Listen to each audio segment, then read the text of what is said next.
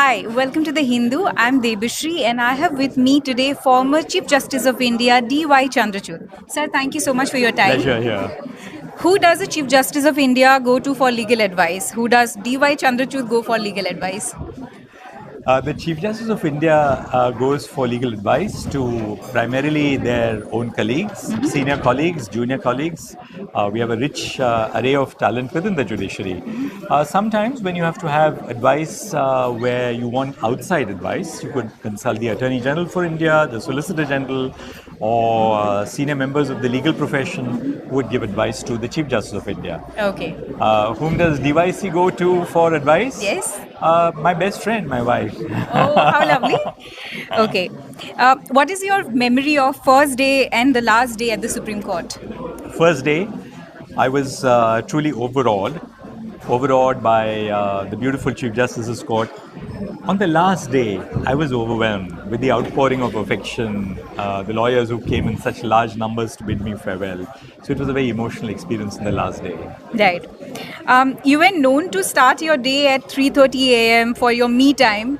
Has the schedule now have become more relaxed now that you are no longer a Chief Justice? It's become relaxed in theory in the sense that I know that I don't have to read 60 cases after waking up. Yeah. But, the body cycle is always attuned to getting up early. So whether or not I'm in office, my body and my mind are attuned to waking up early because that's the most precious time of the day when the world is very quiet.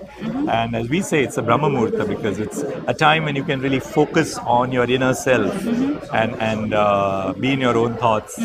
So I still follow the routine. Okay, sir. You have expressed your admiration for both Rahul Dravid as well as Virat Kohli.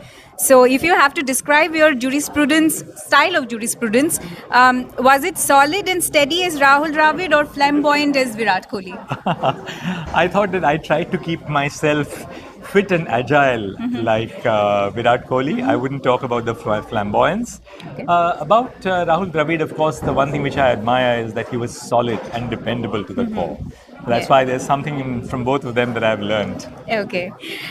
In your farewell speech, you had said about criticism, that it is inevitable for any legal judgment. As a judge, did you read next day newspaper to see how media reported on a judgment? Well, I never read the newspaper to see how the media reported on a judgment or what their views were on a judgment. But yes, I did read my newspapers very carefully and I continue to do so because as judges, you have to keep yourself abreast of the ground swell in society and how society reacts, the new trends in society, trends of thought, of ideas, of preferences. And ultimately, you decide in accordance with the constitutional conscience and the rule of law.